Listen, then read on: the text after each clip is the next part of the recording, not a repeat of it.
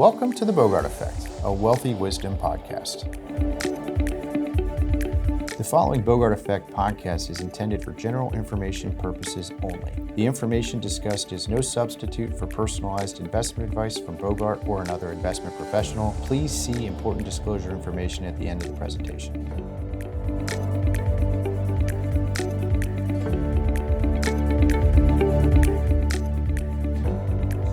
Yeah, and frankly, this is a big surprise for a lot of our clients, right? When we're doing this planning work and all of a sudden it's like, hey, the decisions I made 2 years ago are impacting my medical costs now. Yeah. And so again, the essence of this discussion is coming back to your plan, the educational process associated with said decisions. Because when it comes down to effective planning, it's not decisions we make 1 year. Right. It's the cumulative effect year over year over year. We're going to have, from an investment perspective, we're going to have good years, we're going to have bad years. But what we have found time after time is following that plan, following that guidance, interfacing these discussions around tax implications. That really is where we see the logarithmic value. Yep. And yes, the impact on taxable income is one variable that has to be brought into consideration. But the reason it's so important to talk about Medicare is because, for example, when we talk about tax optimization, we talk about the need to do things like Roth conversions. If you're in the fortunate position where you have big IRA accounts, big pre-tax accounts, yeah, the temptation might be in early years of retirement, let's bring taxable income super, super low and not pay any tax at all. But those pre-tax accounts are going to continue to grow. They're going to continue to grow unencumbered. And this is why the planning is so important with this discussion, because all of a sudden you get to the RMD age, which could be 73 or 75, depending upon what year you were born. Yeah. But now all of a sudden you're forced to take money out of the pre-tax accounts. And where we were being very fortunate in a low tax environment for earlier years, and we were maybe only thinking about Medicare premiums and bringing taxable income down, but all of a sudden we get to age 75 and boom, we're logarithmically increasing our effective tax rates, and it has this adverse surprise. The IRS is going to get theirs. Of course. They're going to get theirs. Whether they get it now or they get it later, they will. And one of the things that our jobs are as financial advisors is to allow our clients to see through the tunnel, see through the weeds. For my wife and I, we've really been focusing a lot on values. And for me, saving is a very important value, living below your means. And really, like, for example, my 6-year-old, she was given some money for her birthday, when, of course, first thing she wanted to do was go spend it. And I said, well, no, we need to save, right? Yep. And that was a tough conversation for a 6-year-old to comprehend, because at that point, it's like, well, why do I need to save? I want to buy a toy now, right? And using that as early as you can, I think, when we think about values, think about things that we represent as people, having that conversation with your children as early as possible. Yep. So like for Ashley and I, it's philanthropic giving. We're very charitable inclined, but it goes more than just writing that check, like finding the avenue and the mechanism to get the kids involved with that. That's something that aligns with our values. Not everybody is that way. That's fine. Yeah. But, it's saving, it's giving, and investing, how that all integrates in there. So anything else you want to talk about with regards to the kids? No, I think the number one thing is also just, we've learned with kids and with ourselves, if you gamify it, right, they're going to be engaged. And so there are a ton of great free resources out there. So we're probably a little bit unique where this is what we live and breathe every day. So the conversation comes a bit easier with the kids. But on, even on Schwab, the Schwab MoneyWise, wrote it down so I didn't forget, it is a great resource. There's a whole header at the top that's for kids. And there's everything from free lesson plans for teachers. If you're a teacher out there and wanting to think of a way to bring it in, broken down by, kindergarten, 5th grade, and different ways, like free lesson plans to do that. There's some games on there, a great investing app. So I think that's the other thing. We know our kids are on screens these days, right? As much as we want to limit it. But think outside the box, and also in what are different games and ways you can introduce it that they can kind of gamify it and be engaged. Tangential to this conversation. And they asked us this question point blank of, we need your help when we have our life event. For a lot of our customers, it's retirement. But then after that, it becomes a conversation of what's the value after that life event. So Mike, you want to kick us off here, talk a little bit about that? Yeah, absolutely. So I think a lot of people end up hiring an advisor pretty close to retirement or leading up to retirement. And they think that once they hit retirement, then it's done. Candidly, I believe, and I think we as a firm believe, that retirement planning is something that's never done. And you've got a whole long time period after retirement, 30, 20 years that you have to plan for. And a lot of times that planning process is just ongoing. We like to do it at least once a year as far as updating plans and things like that. But a lot of things can change over the course of someone's life, not only leading up to retirement, but post-retirement as well. So like I said, I really like to emphasize that we think retirement planning is something that's never done. But let's go a little deeper, Mike, because and obviously we're a little biased. This is what we do.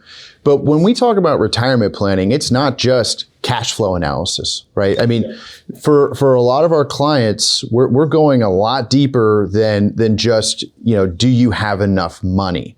And in a lot of instances, it's building enhancements and integrations within things, for example, tax strategy. Tax is a big part of what we do. Estate planning strategy, insurance strategies, things related to heirs, kids, gifting strategies, as an example. So let's go a little deeper. Right?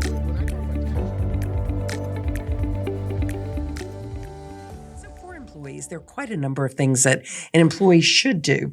I would say first and foremost, they need to really look at where they are in their contributions through their company retirement plan or an independent IRA. It is important to maximize those contributions. And secondly, if an employee is over 50, to look at where they are in the catch-up contribution. That's kind of a freebie that a lot of people do not take advantage of in order to affect their year-end numbers. So that's the first place I would start. So talk to me about what does that look like, right? Do you go to the 401k plan and see what you've done year to date, and then you do. And you look to see all 401k plans will allow you to make adjustments in terms of the percentage that you are contributing. So if you see that you're not going to maximize by year end, you can adjust your contribution, provided that you've got the extra cash flow to do it. And then secondly, with your catch-up contribution, usually there is a way that you actually adjust that online through your online portal with your 401k provider that, with your human resource provider. That adjust your catch-up contribution. Well, and I know in some of them, they allow for special contributions. Correct. Right? So you can kind of see what else is left, and then you can write a bigger check. Absolutely. Now, the other thing, there are some plans out there that do allow you also to put in after-tax contributions. And that's another key thing that you can do as a lump sum contribution, to put in an after-tax amount. Now, why would you do that? That was just what I was going to ask you. You're going to ask me. The reason is there are some plans out there that you can do a mega backdoor Roth conversion. And basically what that is that you're taking after-tax dollars, converting it into a Roth IRA today so that it will grow tax-free for the rest of the time you're employed, which can be a huge tax benefit. So the specific nuance of that plan is the 401k plan has to allow for tax changes. But a lot of people's parents had pensions and Social Security, and they didn't have to do anything, right? And it's because 401ks are relatively new, right? They started in the 80s. It's really not that long. And so, people start jobs, kids start jobs at 25. They don't really know to add on, to start their 401k contributions because their parents didn't have one. It's just not that they're not aware of all of the different saving tools. And so, it definitely is important to say, yes, start your 401k, which is why now most companies auto enroll, individuals starting in a new company because there's too many choices. They'll say, I'll get to it. 10 years go by and you're like, you've missed this window of opportunity of savings. And yes, you can start at any time. People can make changes coming in at 45 and 50. We can still make drastic changes. So always seek out a plan no matter what stage you're at, because you don't want to wait until it is too late. I love the comment you made a moment ago, though, the plans have changed, right? So baby boomers were the generation that had pensions, right? And if you look at this, in 1997, 49% of S&P 500 companies had some form of a pension plan, a defined benefit plan. Now, there's only 13 companies that still have a true defined benefit. That's not 13%, that's 13 companies, right? So it's different, right? The impetus for saving is placed so much more on the individual than it used to be, which is going to become an even bigger problem for, I'm going to argue, millennials, Gen Z, and future generations after that. Yeah. I would also throw in mindset, right? Certain cultures.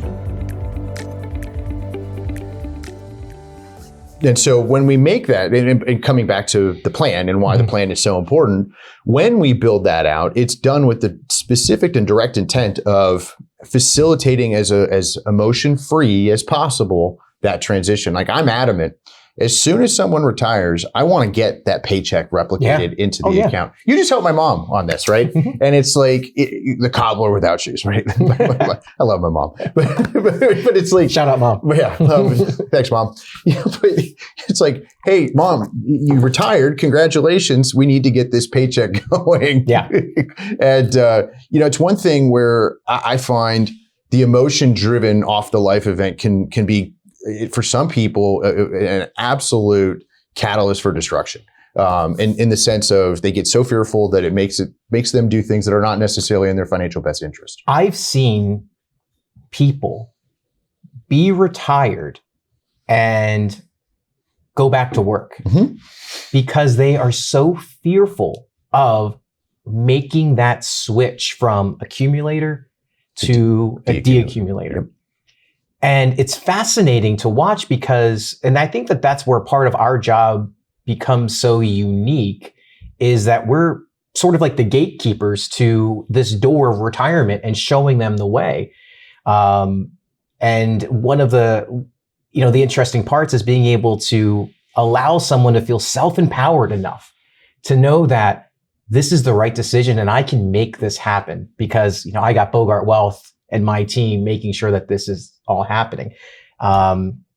So it's our job in working with clients as advisors to allow them to see through that, allow them to feel that, so that when that time comes, that anxiousness, that fear is eradicated, and it's the opening to a new life. Because that's exactly what we're talking about here is you've worked for 20, 30, 40 years to get to a point that you now not have to get up to go work in that way. If you still want to work, you have vocational freedom, great, go ahead and do that. But it's our job through this process to allow people to see that. And that's the best part of the job.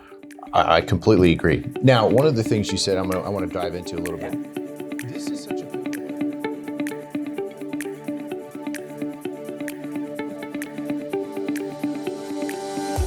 The previous presentation by Bogart Wealth was intended for general information purposes only. No portion of the presentation serves as the receipt of or as a substitute for personalized investment advice from Bogart Wealth or any other investment professional of your choosing. Different types of investments involve varying degrees of risk, and it should not be assumed that future performance of any specific investment or investment strategy or any other non-investment related or planning services, discussion, or content will be profitable, be suitable for your portfolio or individual situation, or prove successful. Neither Bogart Wealth's investment advisor registration status nor any amount of prior experience or success should be construed that a certain level of results or satisfaction will be achieved if Bogart Wealth is engaged or continues to be engaged to provide investment advisory services. Bogart Wealth is neither a law firm nor accounting firm, and no portion of its services shall be construed as legal or accounting advice. No portion of the podcast content should be construed by a client or prospective client